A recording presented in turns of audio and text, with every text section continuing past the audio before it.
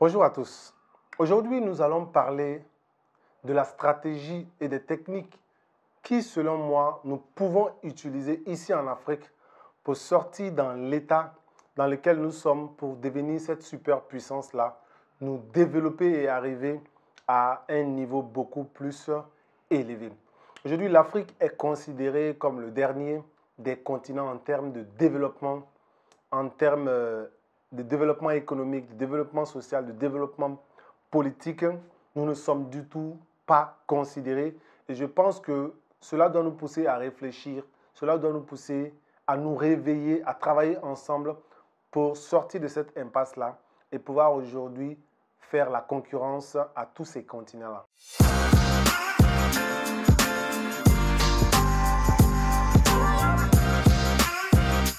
Preview. Je suis Boussa Hubert Wologué, coach formateur en entrepreneuriat, en management des projets et en développement personnel. Je suis un amoureux de l'Afrique et je souhaite pouvoir participer au développement de ce continent à travers mon savoir, mes connaissances et le partage de mes recherches.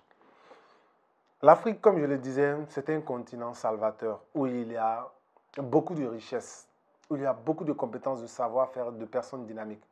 Et l'une des premières choses qui nous bloque, qui nous empêche de nous développer, selon moi, c'est la mentalité. L'Afrique, aujourd'hui, se retrouve dans une situation où nous avons des mentalités qui nous empêchent de nous développer. Et si vous ne le savez pas, l'être humain est façonné de telle sorte que sa mentalité joue sur la personnalité. Et la personnalité influence sur les actions. Donc, ce que vous pensez va se terminer par ce que vous allez faire.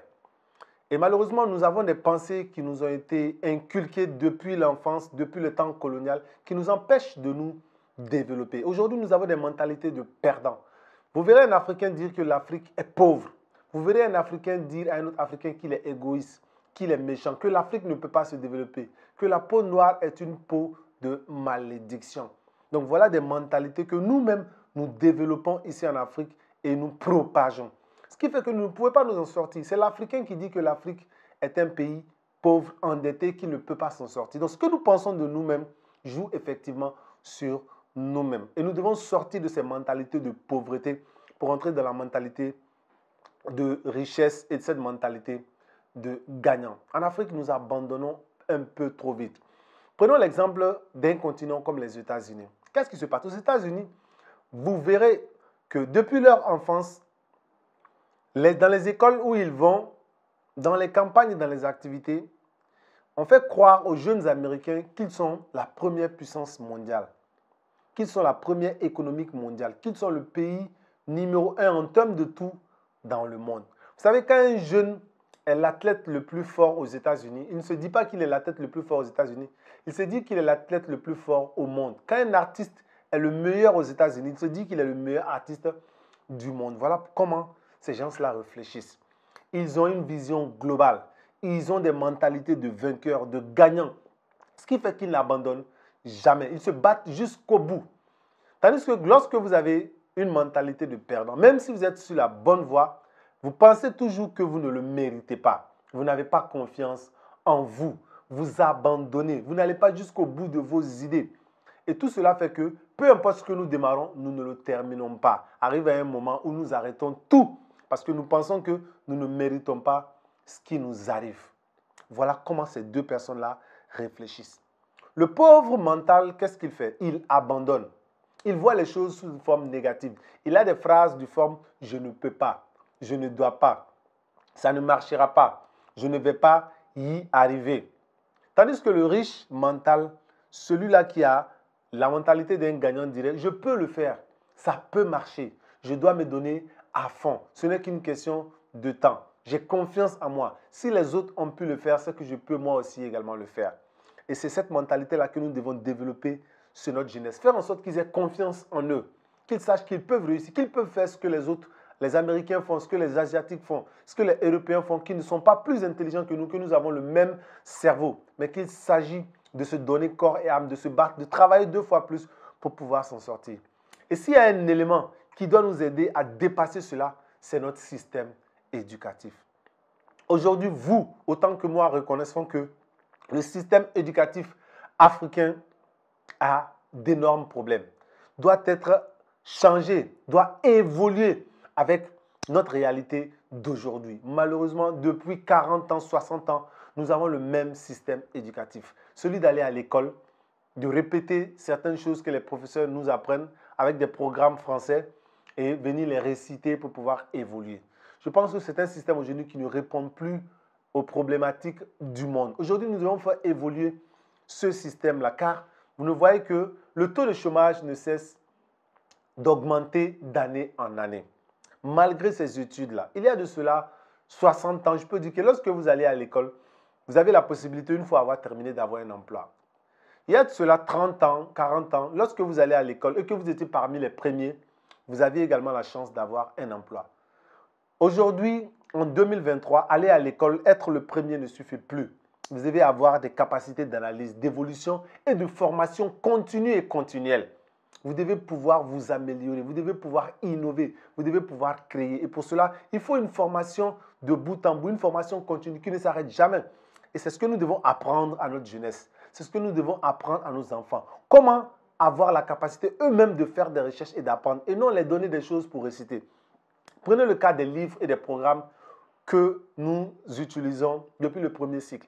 Vous voyez que nos jeunes sont programmés pour devenir des salariés et non des entrepreneurs. Quand vous prenez le livre du premier cycle, dans ces livres-là, c'est écrit qu'à la fin de leurs études, le jeune peut devenir un policier, le jeune peut devenir un avocat, un médecin, il peut devenir un économiste, un comptable. Mais nulle part dans aucun livre, vous verrez la possibilité pour un enfant de devenir un jour un entrepreneur ou un chef d'entreprise. Pourquoi? Parce qu'à la base, ces systèmes éducatifs ne sont pas conçus pour nous pousser à créer de la richesse et des emplois, mais plutôt à devenir de simples salariés. Ce qui fait qu'aujourd'hui, il y a un manque accru de compétences entrepreneuriales. Et c'est cette mission-là que nous sommes donnés. C'est cette mission-là que chacun de nous doit se donner. Le système éducatif doit changer. Il doit évoluer. À la fois, il doit permettre de pouvoir créer des entrepreneurs, des chefs d'entreprise. Il doit également mieux former les salariés qui y sortent pour pouvoir adapter leurs compétences au marché de l'emploi. Je pense que nos autorités doivent y travailler.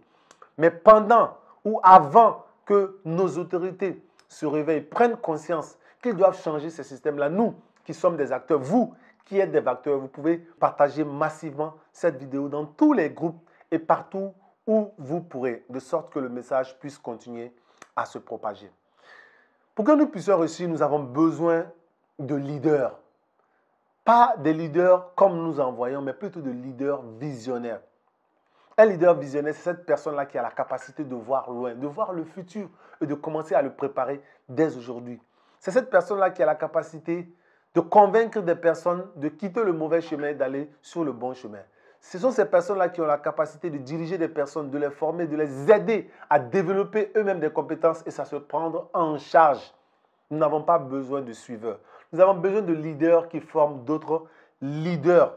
Et lorsque un de ces leaders-là accédera un jour au pouvoir, à tout ce qui est pouvoir, à tout ce qui est capacité de changement de masse, ce jour-là, l'Afrique va atteindre un certain niveau. Je vois certaines personnes qui disent qu'il faut que le peuple change. Non, c'est d'abord les leaders qui doivent changer.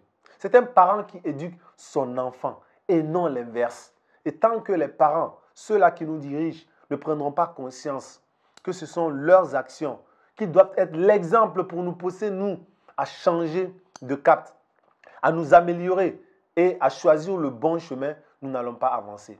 Donc, faisons ensemble de préparer l'avenir des autres, des leaders à venir et de ceux-là qui prendront le pouvoir et qui vont nous permettre à chacun de nous développer. Je pense que cela est en train d'arriver. Car aujourd'hui, on peut voir beaucoup de jeunes leaders en Afrique qui ne cessent de se développer, qui ne cessent de prendre conscience, qui ne cessent d'éduquer les autres Africains à vraiment changer de cap, à se réveiller, à comprendre que l'Afrique ne peut pas rester le dernier de cette génération-là et que nous devons évoluer.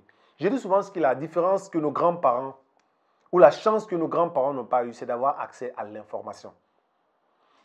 Avant-hier ou hier, ou il y a de cela des années, il était très compliqué d'accéder à l'information, à la connaissance. Ce qui a fait que les Européens, les Américains et d'autres continents ont pris de l'avance sur nous. Aujourd'hui, nous avons les mêmes chances qu'un jeune qui sort des États-Unis ou qu'un jeune qui vient de la Chine. Nous avons les mêmes chances car nous avons Internet. Nous avons la capacité d'avoir l'information, des cours à distance depuis n'importe quel pays. Nous avons la chance et la capacité d'avoir des jeunes africains aujourd'hui qui écrivent des livres. Et je suis à 3 livres.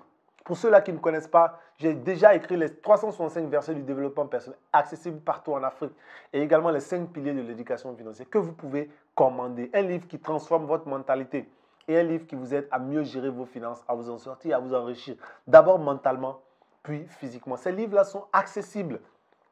Et également, nous avons beaucoup d'autres Africains qui ont écrit des livres, des best-sellers, des livres qui changent complètement vos mentalités. N'hésitez pas à les acheter, à les lire, car la lecture nourrit le cerveau. Autant vous nourrissez votre ventre, vous devez également nourrir votre cerveau. Car si vous arrêtez de nourrir votre ventre, vous tombez malade. Et il en est de même pour votre cerveau. Lorsque vous ne nourrissez plus votre cerveau tombe malade. Et vous devez nourrir votre cerveau autant que possible, chaque jour que possible, pour lui permettre de grandir et pouvoir y arriver. Donc nous avons la connaissance, nous avons le savoir-faire. Il nous suffit de passer à l'action.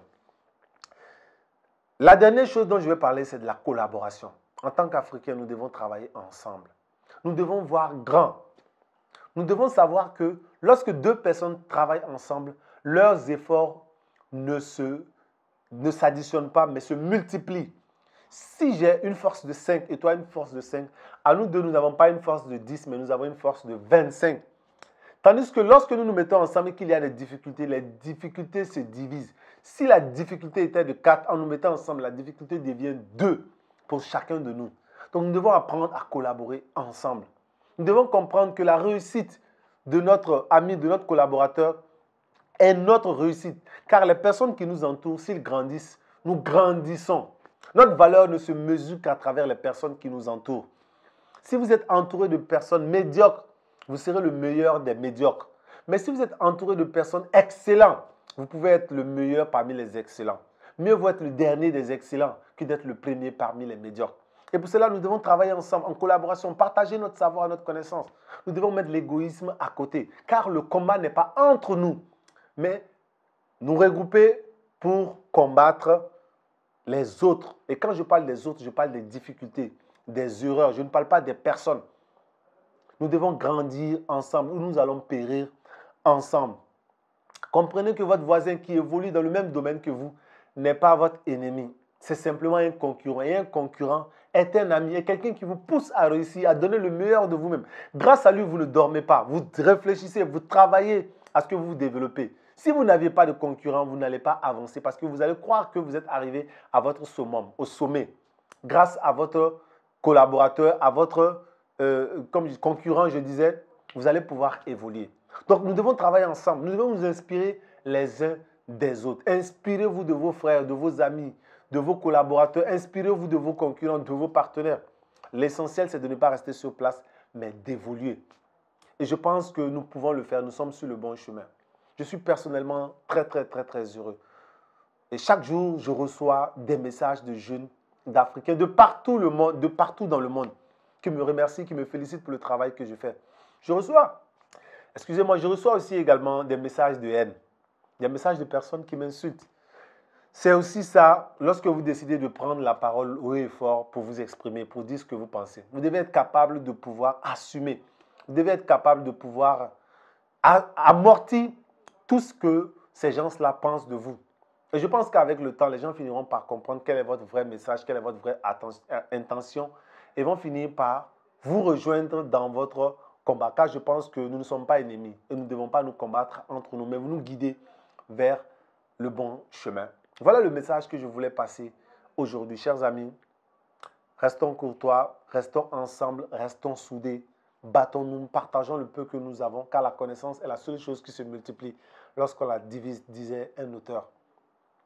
Je pense que nous devons continuer à passer à l'action. Merci à vous d'avoir suivi cette vidéo-là. Je suis sûr qu'elle va vous apporter quelque chose de là où vous êtes. Maximum de partage. Laissez-moi des commentaires. Dites-moi ce que vous en pensez. Et n'hésitez pas, si vous avez besoin de moi pour des accompagnements, pour des idées, pour des conseils, n'hésitez pas à prendre des séances de coaching ou à acquérir ces livres-là pour vous aider dans votre travail. Maximum de partage. Merci beaucoup à vous. Passez à l'action.